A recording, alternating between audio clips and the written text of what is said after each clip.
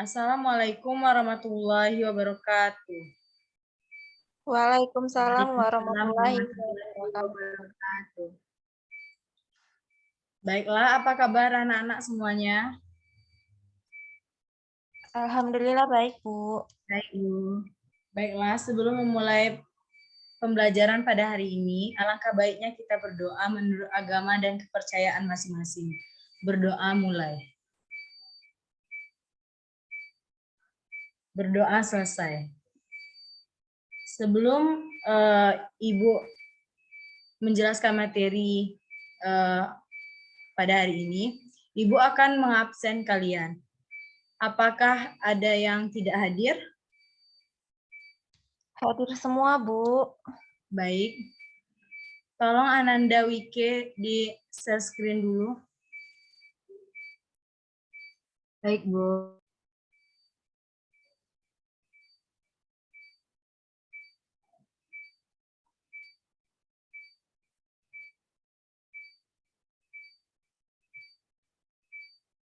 Baiklah, judul materi kita pada hari ini adalah struktur organ tumbuhan. Next.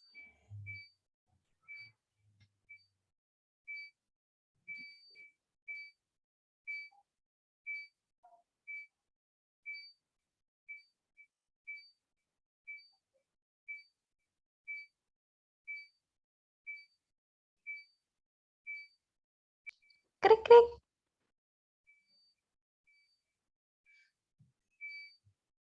Baiklah, di sini kalian tahu apa saja organ-organ tumbuhan? Baiklah, kalau tidak tahu, selanjutnya, next. Di sini ada 4 organ tumbuhan. Yang pertama dari mulai akar, daun, batang, dan alat reproduksi. Next. Di sini tujuan pembelajaran kita pada hari ini adalah yang pertama, melalui kegiatan pembelajaran dengan pendekatan saintifik menggunakan metode diskusi, tanya jawab, praktik, dan model pembelajaran discovery learning, peserta didik dapat menganalisis keterkaitan antara struktur sel pada tumbuhan dengan fungsi organ pada tumbuhan dan mampu menyajikan data hasil pengamatan jaringan dan organ pada sehingga peserta didik dapat membangun kesadaran dan kebesaran Tuhan Yang Maha Esa, menumbuhkan disiplin, perilaku, jujur, teliti, kreatif, kerjasama, dan bertanggung jawab. Yang kedua, tujuan ini melalui pengamatan peserta didik dapat menjelaskan bentuk jaringan, epidermis, bentuk stomata, kutikula, bulu akar, dan trikoma dengan tepat. Membedakan sel parenkim, sklerenkim, dan kolenkim dengan benar. Next.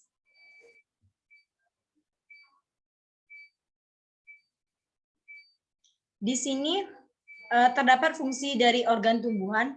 Yang pertama pada proses pernafasan atau respirasi. Di sini pertukaran udara terjadi melalui stomata pada daun dan lentisel di batang. Yang kedua, kloroplas pada parenkim sebagai tempat fotosintesis. Yang ketiga, kambium hanya dimiliki oleh tumbuhan dikotil, berkeping 2 dan tumbuhan kelompok Gymnospermae berbiji terbuka. Yang keempat, sel korteks berfungsi sebagai tempat penyimpanan cadangan makanan sehingga akar juga memiliki fungsi sebagai tempat penyimpanan makanan, terutama pada tumbuhan monokotil seperti ubi kayu, wortel, dan lain-lain. Next.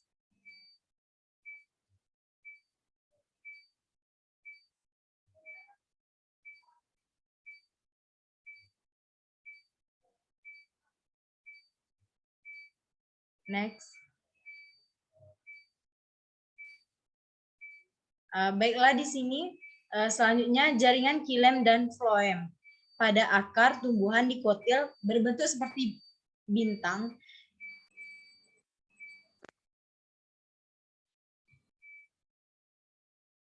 Baiklah, Ibu mulai lagi dari jaringan xilem dan floem.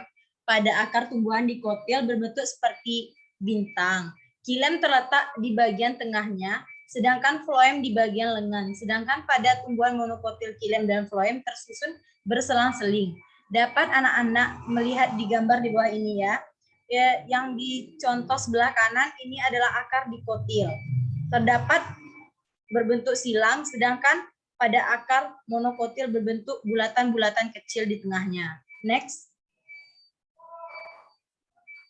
Di sini selanjutnya struktur fungsi akar. Next.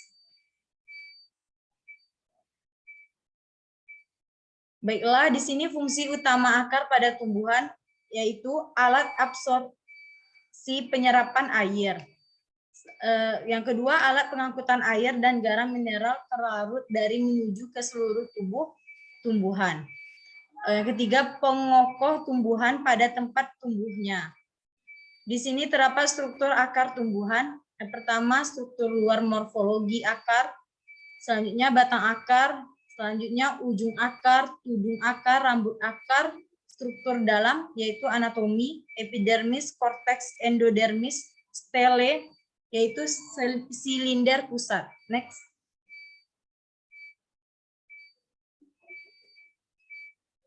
Selanjutnya yaitu morfologi, struktur luar akar. Di sini adalah ujung akar merupakan titik tumbuh akar. Ujung akar terdiri dari jaringan meristem yang sel-selnya berdinding tipis dan aktif membelah diri. Ujung akar dilindungi oleh tudung akar, yaitu disebut kaliptra. Selanjutnya, tudung akar. Tudung akar berfungsi untuk melindungi akar terhadap kerusakan mekanisme pada waktu menembus tanah.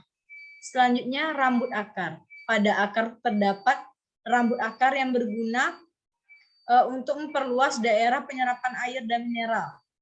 Rambut akar hanya tumbuh dekat ujung akar dan umumnya relatif pendek.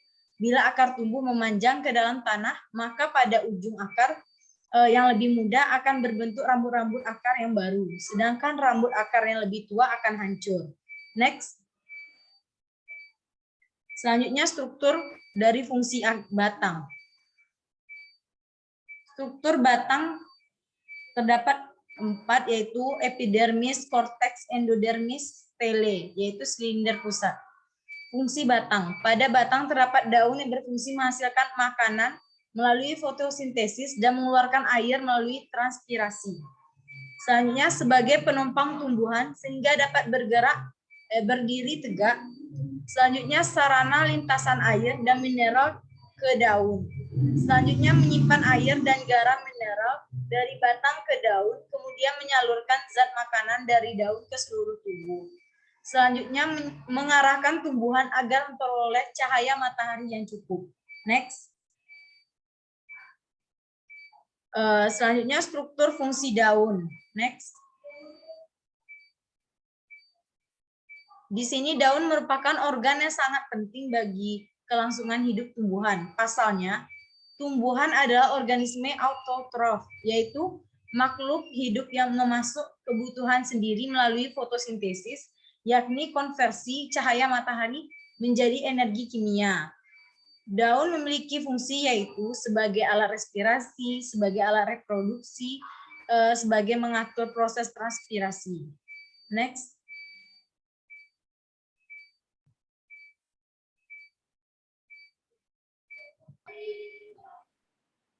Baiklah, itulah tadi pembelajaran kita pada hari ini. Jadi di sini Ibu akan membuka sesi pertanyaan. Bagi anak-anak yang ingin bertanya, dipersilakan. Izin bertanya, Bu. Ya, silakan kepada Ananda Trinadia. Baiklah, Bu. Di sini saya ingin bertanya, mengapa pada tumbuhan monokotil memiliki xilem dan floem yang letaknya berselang-seling sedangkan pada tumbuhan dikotil teratur? Baiklah, Bu, itu dia pertanyaannya saya. Baiklah, Ibu ulang kembali ya. Mungkin pertanyaan Nadia, mengapa pada tumbuhan monokotil memiliki xilem dan floem yang letaknya berselang-seling, sedangkan pada tumbuhan dikotil teratur? Baiklah, di sini Ibu langsung jawab, karena jika dikotil xilem dan floem dibatasi oleh jaringan kambium yang membuat batangnya bisa melebar, dan sedangkan monokotil tidak. Apakah Nadia sudah mengerti? Sudah, Ibu. Makasih. Ya, sama-sama Ananda. Baiklah anak-anak semuanya, itulah tadi pembelajaran kita pada hari ini. Jika ada kata-kata Ibu yang salah, Ibu mohon maaf. Kepada Allah, Ibu mohon ampun. Wabillahi taufiq wa hidayah. Wassalamualaikum warahmatullahi wabarakatuh. Waalaikumsalam warahmatullahi wabarakatuh.